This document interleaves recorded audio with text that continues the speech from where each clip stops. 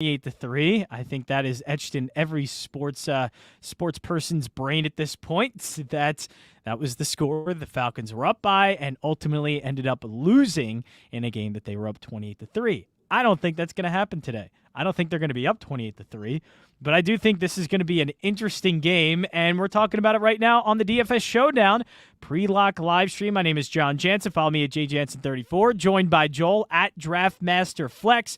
This is all sponsored by Sharp. Sharp.link is the link you can go to find out all the ways to download the Sharp app and get some plays for tonight's game. Okay, Joel. First of all, I just have to put this out there for the world to hear. We both are on the Falcons tonight, aren't we? I got good news for the Falcons. The Patriots don't have Tom Brady, so that's yes, I heard. Well, although apparently this new guy in there is close to Tom Brady. Apparently, after one game against Cleveland, he's so close. Yeah, I don't think so. He's got some work to do before we put him in the same. A little bit of work, a little bit. I mean, like maybe a lot of work to do before we do that. But yeah, I just think. I don't know. I think the Patriots are coming into this game a little bit overrated. And, the tough part about this showdown, of course, is one of the worst units in this entire game is likely the Falcons defense. But I hate to say they've been playing better after that game against the Cowboys, but I think there's a chance here that Mac Jones could be a rookie on the road and struggle a little bit. How are we playing this? Because I think the narrative everybody's going to go with is Damian Harris or Ramondre Stevenson. And we're going to play the running backs. We're going to say running game for the Patriots is going to be good. We could put in, maybe Nelson Aguilar for a deep ball or one of the tight ends for some touchdowns. But I have a feeling here I want to go with some Falcons. I want to be a little bit different here and go with some Atlanta Falcons in my lineup tonight. Yeah, I think that's totally fair. The Atlanta defense, while they did get gashed at home against the Cowboys, the Cowboys at home gash everybody. Right? Nobody stops the Cowboys. That's a great offense. This is not the Cowboys offense that they're playing tonight. And I think you're right. The Atlanta defense has been improved in matchups like this, right? With a more average offense, I think they will show a little bit better. This is not the same Atlanta defense that just blindly play whoever against and they're going to go off. They're not that bad. They're not good. Yeah. But they're not that bad. No, completely agree. Nailed it. Yeah. So with that being said, I still think, the Patriots are going to score some points. So we can find players on both sides. But on the Atlanta side, I think someone who I'm finding really interesting is Wayne Gallman. As we all know, I'm a Giant fan, so I know Gallman. I watched him play a lot of last year when Saquon went down. He's pretty good. He doesn't do anything that jumps off the page. He's not going to break off a 50-yard home run, but he's consistent. They haven't had a running game. They're getting him more involved. I think they want to. He's definitely better than Mike Davis. I will say that. He's better than Mike Davis. Yeah. And the way to beat the Patriots is on the ground, right? They have a great pass defense. They can be beat on the ground. So I think Gallman could be a sneaky way to be different today. How sneaky? Sneaky like captain sneaky, or is that going too far? I'm okay with playing him in the captain spot. It's not sneaky in that there's only so many guys you can play on this offense. So, yes. Other people will be playing him. I'm not giving you somebody that's completely out there, but thinking this could be a Gallman day where we get a ceiling Gallman day. I think it could. They need to involve him a lot. I think 2 touchdowns is within reason, especially if you're under the impression that this game becomes high scoring, where maybe both teams are scoring. Then I think he has a route to scoring. And I also think after what we've seen from this Falcons team and what we know about Bill Belichick's going to take away Cordarrelle Patterson. He's going to find a way to make that neutralized. And he is still questionable. So, it's limited in practice. Even if he does play, there's a part of me that thinks the amount of usage is going to go down just a bit. And we are going to see that's where kind of Wayne Gallman enters the conversation here. For sure. So I think there's a lot of maybe unrealized potential there.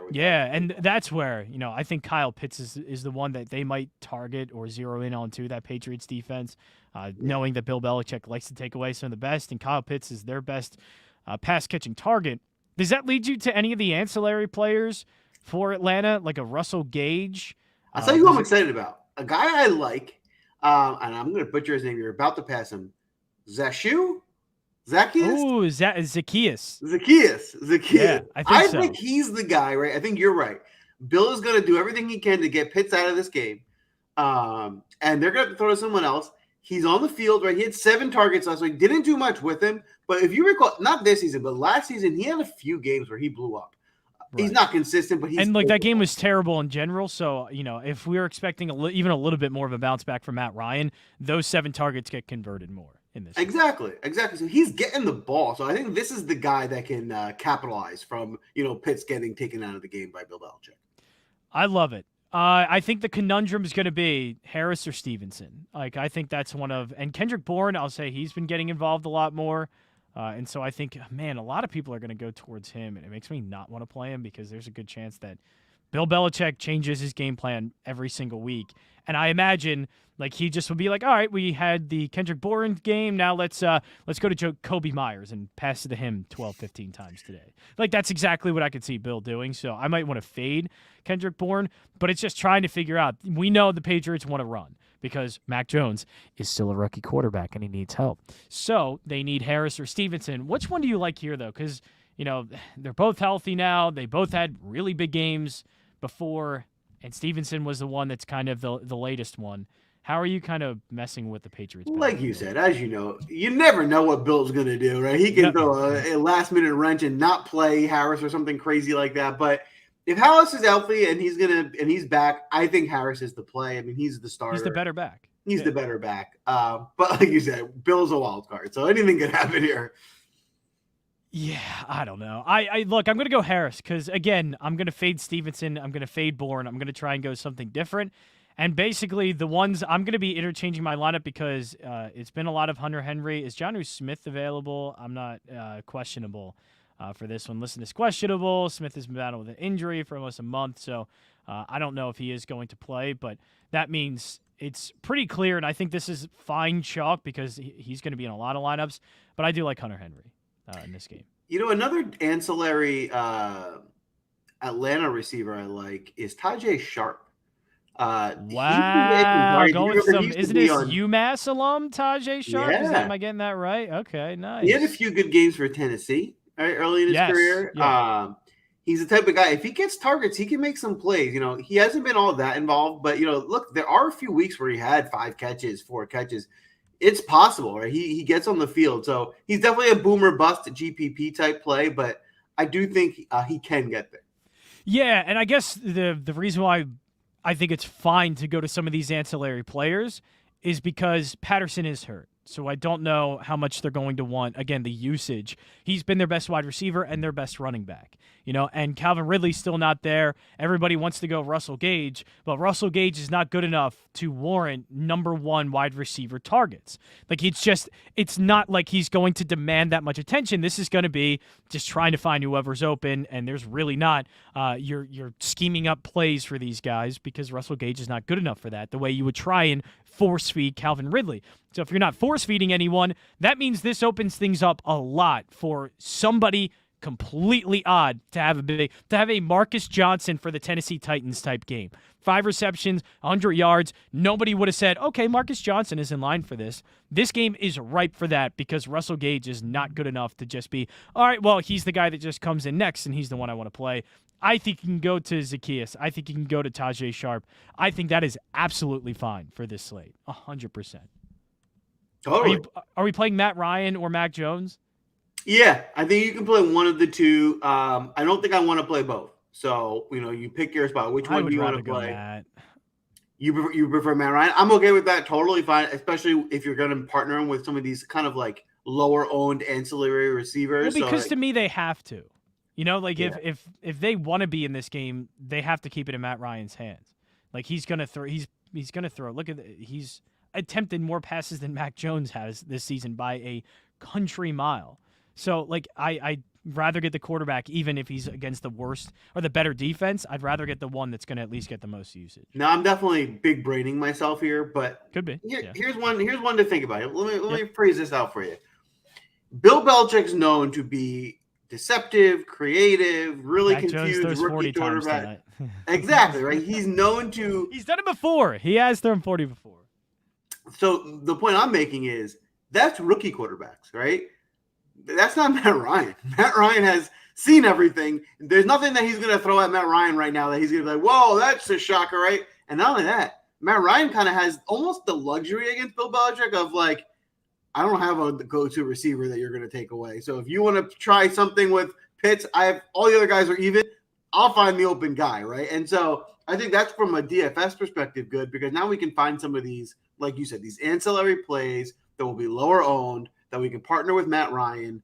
That all of them have the potential of having a big day. Yeah, and I am completely fine with having 3 Atlanta in my lineup. Again, I think we can. This game could be very low scoring. And if it is, that means Atlanta players are going to score just as much as New England. If it keeps within the 7, that means Atlanta is going to be keeping up with New England. And you can probably pivot away from a lot of the chalk in these lineups because I imagine there's going to be a lot of Damian Harris. I imagine a lot of Hunter Henry. Mac Jones as well after the game that he had against Cleveland. I imagine that the chalk is going to be New England. So I want to go completely away from that thinking this is going to be a close game. But if you think the opposite and you want to go a lot of Patriots, then put in the Patriots defense. That would have to be the play because that means that Atlanta has done literally nothing in this game because New England's not putting up 45. I hate to break it to you. And New England's not putting up 45. New England's probably going to have a tough time putting up 30. This offense isn't built for that. It's built for low-scoring games. It's built to put up 24 points, win this game by 3, win this game by playing good defense. So I would rather – ooh, that's a good question. But I would rather – if you're just going to go a lot of New England and think they're going to be the better offense, then it's got to be the New England defense as well because that means they absolutely pulverized Atlanta. Yeah, I think that's a great. I think Hurst makes a lot of sense. Hurst does too. Yes, that's a great call. Great call from the idea of like they're going to try and establish the run. They'll probably run 2 tight sets. He'll be on the field a lot. Oh, right? Is Hurst on IR? Falcons place on IR Thursday. Wait, did this just happen? Okay, no, they already ruled him out. Okay, never mind. That was earlier tonight. All right, sorry, then never mind. Don't play No. Well, that makes me want to go deeper. Who's another tight end for Atlanta? John Rain? Like, are we gonna do stone bleeping cold minimum? Because obviously it means a lot more Kyle Pitts, but I don't. Look, they're thin pass catching targets. So it's not like because they're down 1 tight end, they're just going to use Kyle Pitts and this is going to be, 11 personnel. I still think you could see 12 personnel. You could see 2 tight ends out there. And I would want to take the Atlanta tight end that is going to be out there with Lee Smith. Here we go, 200, Lee Smith. And he's caught some passes before. And he was a full participant Thursday. He had look, that's if you want to get really different.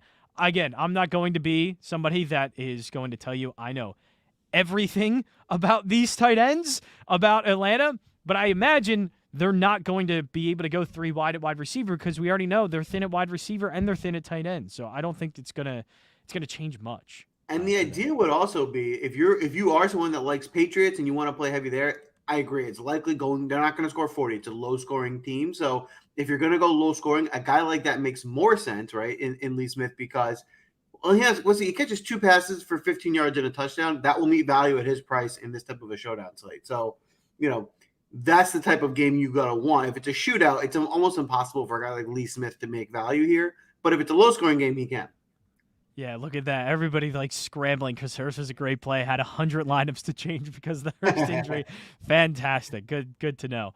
Yeah, because that would have been the play. But now it jumbles things up even more because now who do we put in there in terms of tight end? I imagine they're still going to run some 2 tight ends. Like if Hurst was going to be involved, I imagine the next guy that steps up will be because look, is their backup tight end as worse as their 5th string wide receiver, 6th string wide receiver they're going to need to use?